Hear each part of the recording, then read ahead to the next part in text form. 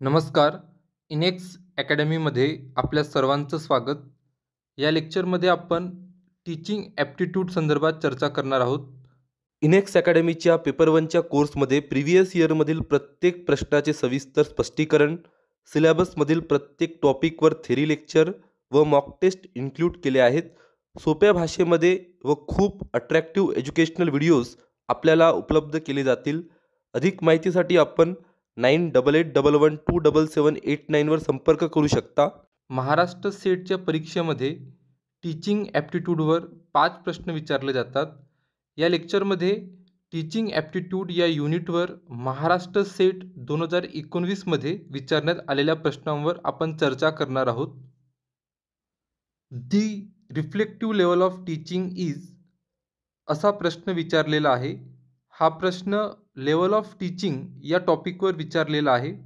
जवळपास प्रत्येक वर्षी या टॉपिकवर प्रश्न आलेला आहे. त्यामुळे लेवल ऑफ टीचिंग हा टॉपिक आपल्यासाठी खूप महत्त्वाचा आहे. आपण आधी लेवल ऑफ टीचिंग हा टॉपिक समजून घेऊ व त्यानंतर प्रश्न सोडवण्याचा प्रयत्न करू. टीचिंगचे 3 लेवल असतात.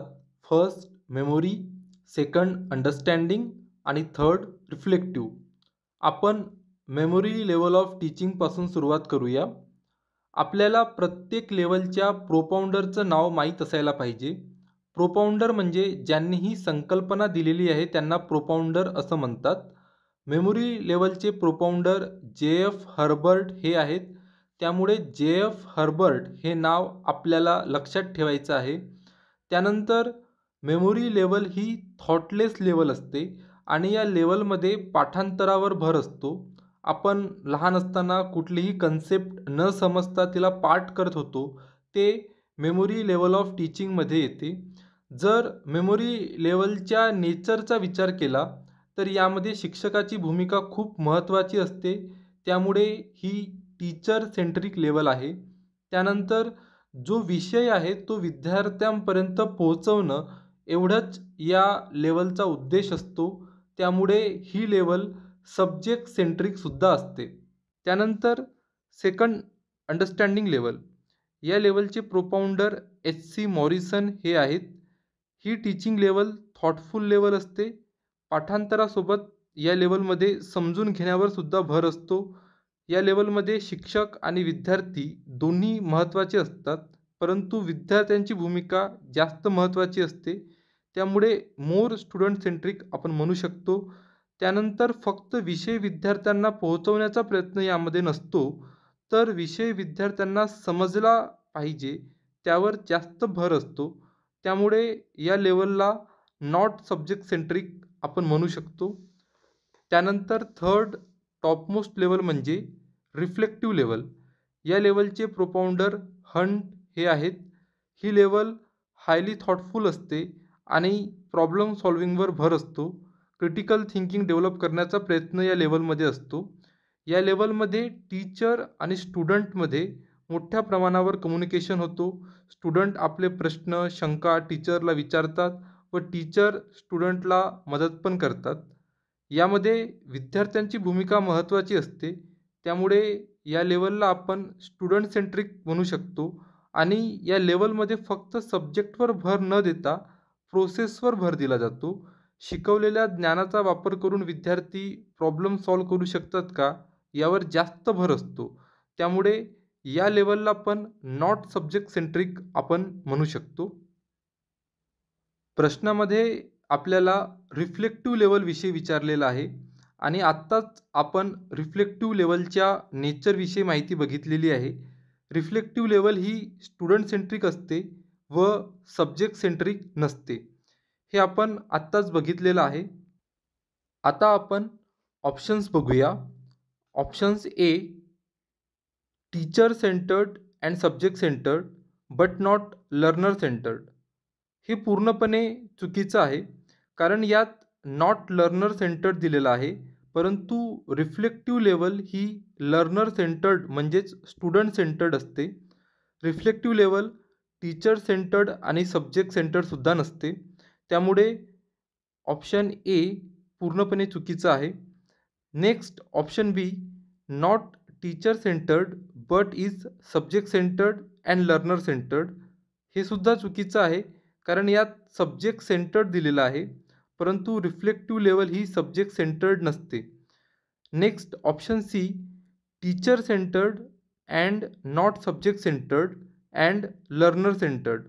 हे सुद्धा चुकीचं आहे, कारण यात टीचर सेंटर्ड दिलेलं आहे, परंतु आत्ताच आपण बघितलेलं आहे रिफ्लेक्टिव्ह लेवल ही स्टुडंट सेंटर्ड असते. Next option D, neither teacher centred nor subject centred but is learner centred. हे अगदी बरोबर आहे. रिफ्लेक्टिव्ह लेवल ही लर्नर सेंटर्ड असते, परंतु सब्जेक्ट सेंटर्ड नसते व टीचर सेंटर्डसुद्धा नसते.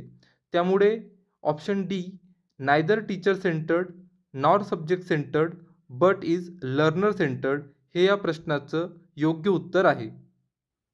त्यानंतर the adult learner is blank असा प्रश्न विचारलेला आहे. सर्वात आधी आपण अडल्ट लर्नर म्हणजे काय ते समजून घेऊ.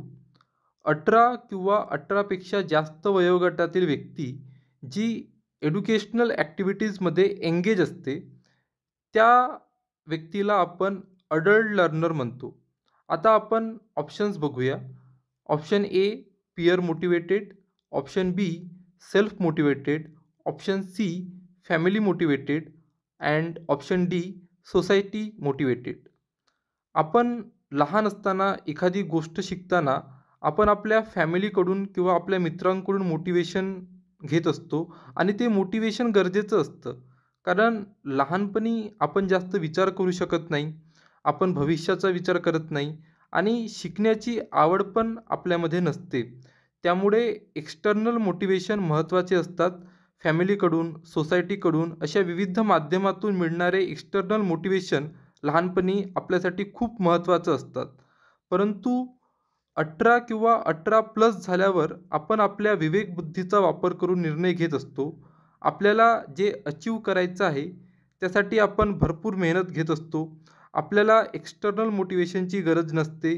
आपण एखादी गोष्ट शिकण्यासाठी किंवा आपले ध्येय गाठण्यासाठी सेल्फ मोटिवेटेड असतो. त्यामुळे ऑप्शन बी, सेल्फ मोटिवेटेड, हे या प्रश्नाचं योग्य उत्तर आहे. नेक्स्ट मॉक संदर्भात प्रश्न विचारलेला आहे. आपण मॉक संदर्भात माहिती बघू. सेटसाठी हा टॉपिक खूप महत्त्वाचा आहे. यावर फ्रिक्वेंटली प्रश्न विचारला जातो. आपण मॉकच्या फुलफॉर्मपासून सुरुवात करूया.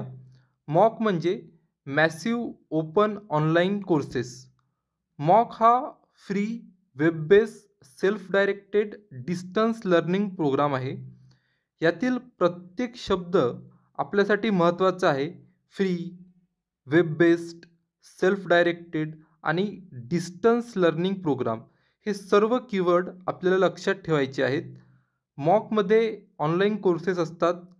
त्यामध्ये लार्ज नंबर ऑफ पार्टिसिपंट सहभाग घेऊ शकतात आणि हे सर्व कोर्सेस खूप फ्लेक्झिबल असतात. आपण आपल्या इच्छेनुसार जॉईन करू शकतो. आता आपण ऑप्शन्स बघूया. Option A, flexible and open form of self directed online learning design for mass participation. हे मॉक संदर्भात अगदी बरोबर आहे. त्यानंतर option B, flexible and open form of teacher directed online learning design for mass participation. हे चुकीचं आहे, कारण यात टीचर डायरेक्टेड दिलेलं आहे, परंतु आत्ताच आपण बघितलेलं आहे मॉक हे सेल्फ डायरेक्टेड असतात. Next option C, flexible and open form of self directed offline learning design for mass participation. हे सुद्धा चुकीचं आहे, कारण यात ऑफलाईन लर्निंग दिलेलं आहे, परंतु मॉक हे ऑनलाईन असतात. त्यानंतर option D, flexible and open form of teacher directed offline learning design for mass participation. हे सुद्धा चुकीचं आहे, कारण यामध्ये टीचर डायरेक्टेडसुद्धा दिलेलं आहे आणि सोबत ऑफलाईनसुद्धा दिलेलं आहे, परंतु मॉकचे कोर्सेस सेल्फ डायरेक्टेड असतात आणि ऑनलाईन असतात. त्यामुळे option A, flexible and open form of self directed online learning design for mass participation, हे या प्रश्नाचं योग्य उत्तर आहे.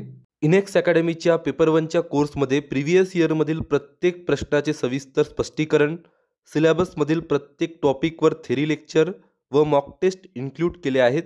सोप्या भाषेमध्ये व खूप अट्रॅक्टिव्ह एज्युकेशनल व्हिडिओज आपल्याला उपलब्ध केले जातील.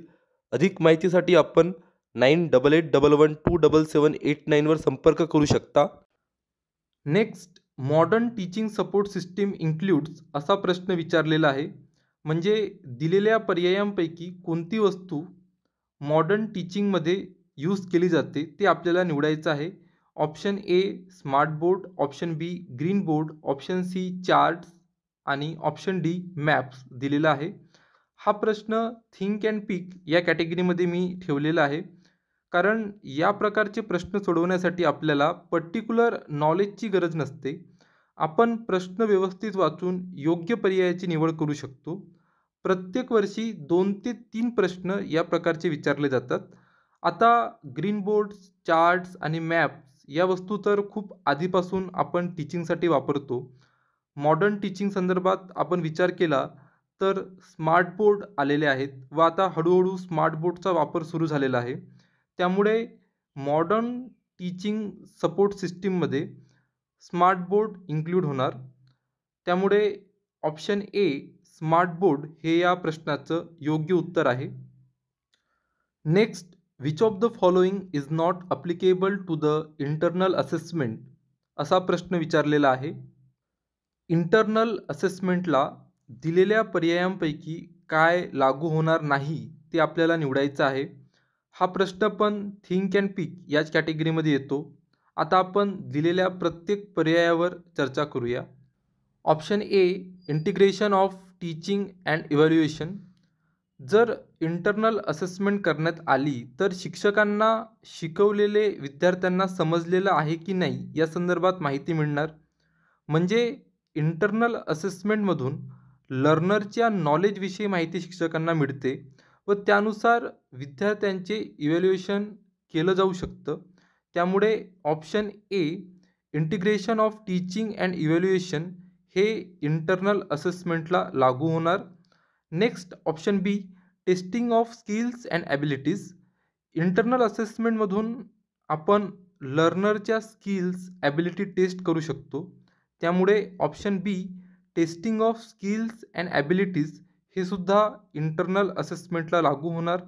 Next, option C periodic and continuous. आता इंटरनल असेसमेंट कधी घ्यायची हे शिक्षक ठरवू शकतात. ॲकॅडमिक इयरमध्ये पर्टिक्युलर इंटरवलनंतर इंटरनल असेसमेंट घेण्यात येते. त्यामुळे ती पिरियॉडिक आणि कंटिन्युअस असणार. त्यामुळे ऑप्शन सी पिरियॉडिक आणि कंटिन्युअस हे सुद्धा इंटरनल असेसमेंटला लागू होणार. Next, option D use of only achievement test असं दिलेलं आहे. हे मात्र इंटरनल असेसमेंटला लागू होणार नाही, कारण इंटरनल असेसमेंटमध्ये आपण वेगवेगळ्या टेस्ट, ॲक्टिव्हिटीज, ओरलच्या माध्यमातून इंटरनल असेसमेंट कंडक्ट करू शकतो. परंतु ऑप्शन डीमध्ये use of only achievement test असं दिलेलं आहे आणि ते चुकीचं आहे.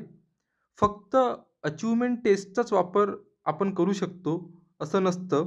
आपण वेगवेगळ्या ॲक्टिव्हिटीजचा वापर करू शकतो. आपण इंटरनल असेसमेंटमध्ये ओरल घेऊ शकतो. तर त्यामुळे फक्त अचिव्हमेंट टेस्टचाच वापर करता येतो हे चुकीचं आहे. त्यामुळे option D use of achievement test हे या प्रश्नाचं योग्य उत्तर आहे. यामध्ये इंटरनल असेसमेंट आणि एक्सटर्नल असेसमेंट संदर्भात माहिती दिलेली आहे. आपण ती माहितीसुद्धा बघू शकता. महाराष्ट्र सेट 2019मध्ये टीचिंग ॲप्टिट्यूड या युनिटवर विचारण्यात आलेले प्रश्न आपण या लेक्चरमध्ये बघितलेले आहेत. प्रश्न सॉल्व करताना काही महत्त्वाच्या कन्सेप्ट्स पण आपण डिस्कस केल्या आहेत. यामधून कोणत्या टॉपिकवर कशा प्रकारे प्रश्न असतात व महत्त्वाचे कन्सेप्टसुद्धा आपले आता हळूहळू कवर होत आहेत.